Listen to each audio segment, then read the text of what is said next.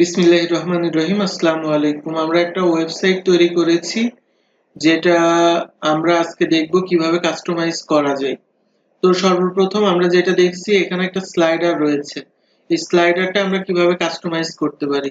স্লাইডারের image যদি আমাদেরকে change করা লাগে, সেক্ষেত্রে আপনার সর্বপ্রথম WP অ্যাডমিন অথবা এটার অ্যাডমিন প্যানেলে ঢোকা লাগবে। অ্যাডমিন প্যানেলে ঢোকার পরে আপনি এমন একটা ইন্টারফেস দেখতে পাবেন। এরপরে আপনি চলে আসবেন স্লাইডসে। এখান থেকে স্লাইডস যেটা রয়েছে, এখানে দেখবেন 3টা স্লাইডস রয়েছে। এই যে এখানে যদি নেক্সট করা যায়, 1 2 3, 3টা স্লাইডস রয়েছে। আমরা প্রথমেরটা যদি ইমেজ যদি চেঞ্জ করতে চাই, এখানে মানুষের ইমেজ আছে, আমরা যদি অন্য ইমেজ দিতে চাই, সেক্ষেত্রে আমরা ইমেজটা তৈরি করে নিব ফটোশপ অথবা ইলাস্ট্রেটরের মাধ্যমে। এখানে এডিটে ক্লিক করব এবং এখানে যদি আমি ক্লিক করি, এটা হচ্ছে 1920x480 পিক্সেল দিয়ে আমার একটা ইমেজ ক্রিয়েট করে নেওয়া লাগবে। নিয়ে এটা চেঞ্জ করতে হবে।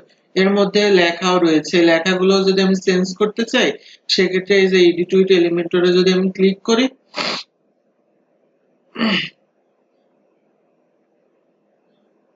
ক্লিক করার পরে দেখবেন যে এখানে এই যে সাপোজ আমি এখানে চেঞ্জ করতে যাচ্ছি ক্রিয়েট ইউজার এক্সপিরিয়েন্স, আমি এখান থেকে ক্লিক করলাম, এখান থেকে লিখে দিলাম,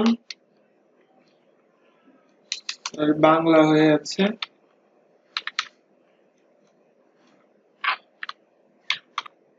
ডেমো দিয়ে সেভ করতে পারলাম, অথবা কন্ট্রোল জেড দিয়ে আগে যা ছিল সেটাই ইয়ে করে দিচ্ছি।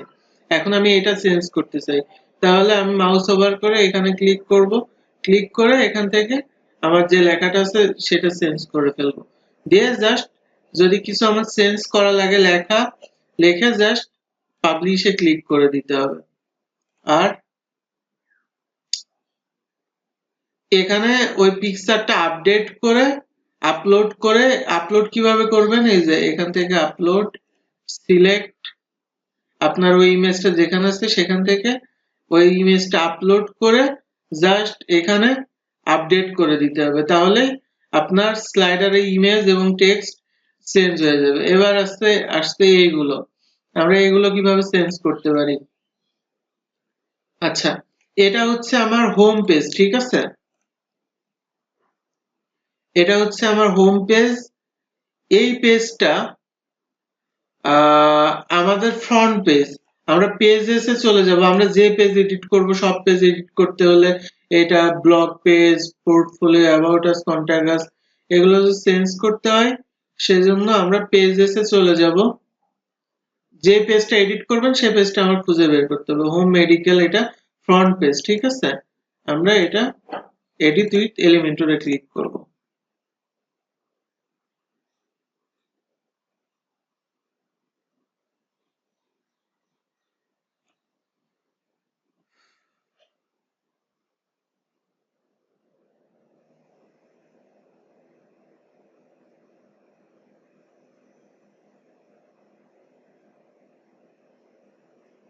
এই যে এটা আমরা এখান থেকে এডিট করতে পারবো না, আমাদের স্লাইডস থেকে এডিট করতে হবে। এখন সাপোজ আমরা এই পার্টটাকে চাচ্ছি না, তাহলে এই যে ক্রসে ক্লিক করলে এই পার্টটা ডিলিট হয়ে যাবে। তারপরে পাবলিশে ক্লিক করা লাগবে। সাপোজ এই ইমেজটা আমরা চেঞ্জ করব, তাহলে এই ইমেজের এখানে যে পেন আইকন রয়েছে, এখান থেকে নিয়ে আমরা নিজের যে ইমেজ রয়েছে, যে ইমেজটা আমি দিতে যাচ্ছি, দিতে পারবো। আমরা এই আইকনটাও চেঞ্জ করতে পারবো এখান থেকে, আইকন লাইব্রেরি থেকে সবকিছুই চেঞ্জ করা যাবে। এই টেক্সট যেটা যেটা চেঞ্জ করতে চান, এই পেন আইকনে ক্লিক করে টেক্সট গুলো চেঞ্জ করবেন পেন আইকন থেকে। আর এটা প্রোডাক্ট থেকে আসতেছে, প্রোডাক্ট থেকে চেঞ্জ করতে হবে। এইগুলো সব এই পেন আইকন থেকে পেনে ক্লিক করে এই ইমেজ গুলো আপনি এখানে চেঞ্জ করতে পারবেন। প্রত্যেকটা সেকশনের জন্য আলাদা আলাদা পেন আছে, ওটা এডিট করে দেখবেন যে এটা আমরা পাচ্ছি না, তাহলে আমরা এই কন্টেন্টের ভিতরে তখন খুঁজবো। এই যে দেখেন, এই লেখাগুলো এখানে আছে আর কি। এটা ব্লগ থেকে আসছে, আমরা এটা চেঞ্জ করতে পারবো পোস্ট থেকে। যে সেকশন দরকার না আপনার, সেই সেকশনটা আপনি এখান থেকে জাস্ট ক্রস করে দিবেন। আর এটা গেল হোম পেজ এডিটের অপশন। এবার যদি আমি ফুটার চেঞ্জ করতে চাই, আমার লগইন থাকা অবস্থায় এই যে যখন আমার লগইন থাকবে তখন এই যে ফুটার কলাম লাইট, এটা যদি ক্লিক করি,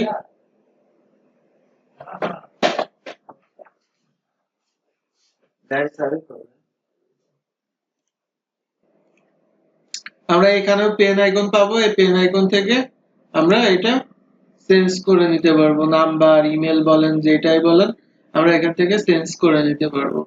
এবার আসতেছি আমাদের নাম্বার ইমেল হইলো। এবার আমরা প্রোডাক্ট আপলোড দেখব।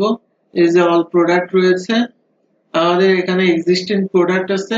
আমরা যদি এই প্রোডাক্ট গুলো ডিলিট করে দিতে চাই, সেক্ষেত্রে এখানে ক্লিক করব, ক্লিক করে মুভ টু ট্রাস্টে দিয়ে জাস্ট অ্যাপ্লাই করলে আমার সব প্রোডাক্ট একবারে ডিলিট হয়ে যাবে। যদি আরেকটা পেজেও আসে, জাস্ট এখানে ক্লিক করে মুভ টু ট্রাস্ট করে দিবেন, অ্যাপ্লাই করলে ডিলিট হয়ে যাবে। আমরা নতুন একটা প্রোডাক্ট অ্যাড করব, ডামি প্রোডাক্ট। প্রোডাক্টের নাম দেই ডেমো।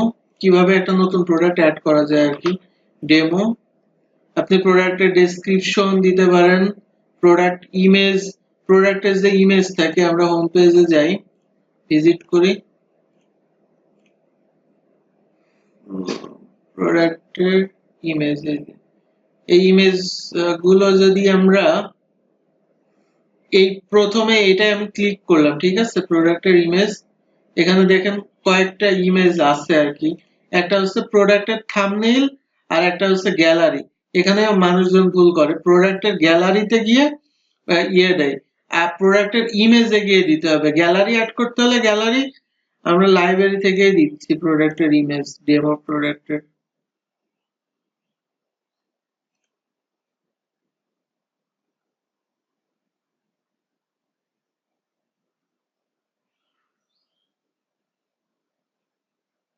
আচ্ছা, আমরা ডেমো প্রোডাক্টের ইমেজ এটা দিলাম। আপনার প্রোডাক্টের ইমেজ যেটা সেটা দিবেন। আপনি প্রোডাক্ট ডেসক্রিপশন যেটা রয়েছে প্রোডাক্টের, এই যে প্রোডাক্টের ডেসক্রিপশন, এটা হচ্ছে প্রোডাক্টের ডেসক্রিপশন। আর শর্ট ডেসক্রিপশনও দেওয়া যায়, সেটা হচ্ছে শর্ট ডেসক্রিপশনটা শো করে এখানে, আর প্রোডাক্টের ফুল ডেসক্রিপশন শো করে এখানে। শর্ট ডেসক্রিপশন যদি দিতে চান তাহলে প্রোডাক্টের আন্ডার থেকে এই যে এখানে শর্ট ডেসক্রিপশন আপনি দিতে পারবেন।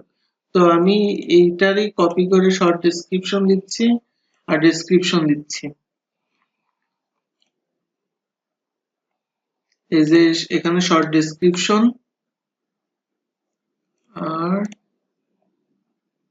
এখানে ফুল ডেসক্রিপশন। আমি এখান থেকে এই প্রোডাক্ট ডেসক্রিপশন দিয়ে এবার একটা প্রাইস আমাকে দিতে হবে। প্রোডাক্টের প্রাইস সাপোজ 500 টাকা, আমরা সেল করতেছি 490 টাকায়, দিয়ে আমি জাস্ট এটা কি করব, পাবলিশ করে দিব। আমরা এখন হোম পেজে দেখবো গিয়ে যে আমাদের প্রোডাক্ট শো করে কিনা। এই যে ডেমো প্রোডাক্ট, আমাদের নতুন প্রোডাক্টটা কিন্তু শো করছে। আপনি আপনার প্রোডাক্ট এইভাবে আপলোড করে নিতে পারবেন। এবার দেখাবো আপনি সোশ্যাল মিডিয়া লিংক গুলো কিভাবে অ্যাড করবেন। এই যে থিম সেটিংস রয়েছে, থিম সেটিংস থেকে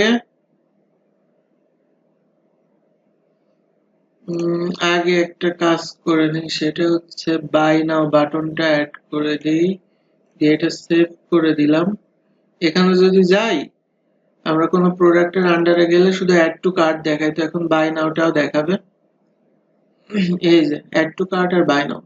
আচ্ছা, আমরা যেটা করব এবার সেটা হচ্ছে সোশ্যাল মিডিয়া প্রোফাইল যেটা রয়েছে, সোশ্যাল মিডিয়া প্রোফাইল, এখান থেকে আপনি, আমি এই যে অ্যাড করে দিয়েছি এখানে, এই যে ফেসবুক আর ইউটিউব, আপনি চাইলে বাকিগুলো এখান থেকে অ্যাড করে নিতে পারবেন। দিয়ে জাস্ট সেভ করে দিবেন লিংক গুলো দিয়ে, আপনি যে লিংক দিয়েছিলেন সেটা দিয়ে আমি জাস্ট অ্যাড করেছি, এটাই। আচ্ছা, এবার আমরা একটা প্রোডাক্ট অর্ডার করে দেখবো যে কিভাবে অর্ডার করতে পারি আমি প্রোডাক্ট। সাপোজ আপনি একজন ইউজার, আপনি এই ওয়েবসাইট থেকে কেনাকাটা করবেন। আমি যাচ্ছি ইনকগনিটো, এই যে এখানে ক্লিক করলাম, আমি এখন ইউজার হিসাবে আছি, অ্যাডমিন হিসাবে নেই। সাপোজ আমি এই প্রোডাক্টটাই কিনবো, এই যে বাই নাওতে ক্লিক করব। বাই নাওতে ক্লিক করার পর এখানে একটা নাম দিতে হবে, আপনি এটি সম্পূর্ণ ঠিকানা, ফোন নাম্বার দিতে হবে একটা,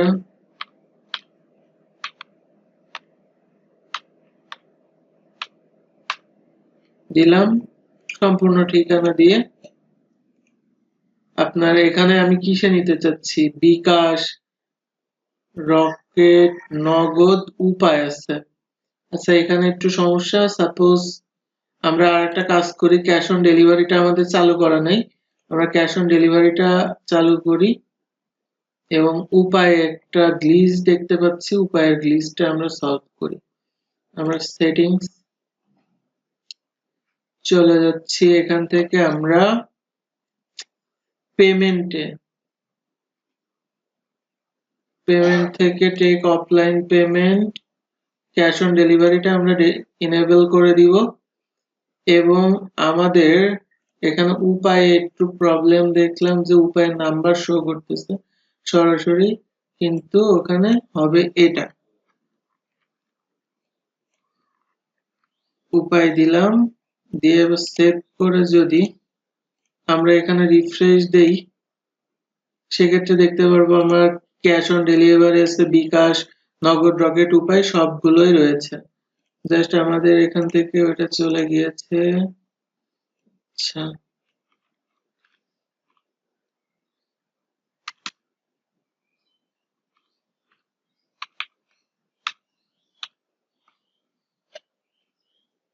দিলাম, দিয়ে আমরা সাপোজ ক্যাশ অন ডেলিভারিতে ক্লিক করে প্লেস অর্ডারে ক্লিক করব। এবার আমরা ব্যাকইন থেকে দেখব আমাদের অর্ডারটা চলে এসেছে কিনা।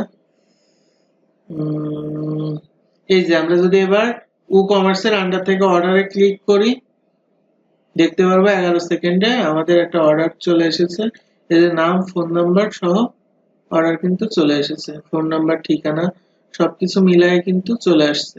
আমরা এখান থেকে যদি অর্ডারটা কমপ্লিট হয় সেক্ষেত্রে আমরা এখান থেকে অর্ডার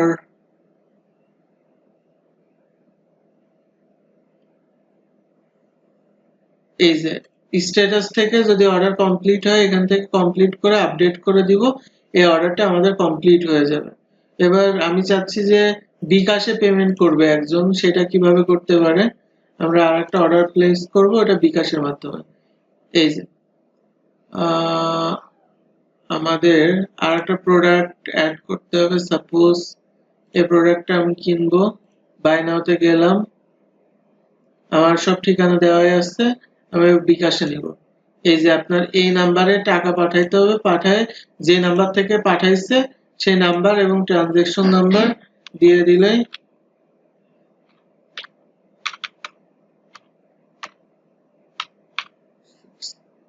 এখানে ট্রানজেকশন নাম্বার দিবে, দিয়ে জাস্ট প্লেস অর্ডার দিবে, কেউ যদি বিকাশে পেমেন্ট করে আর কি।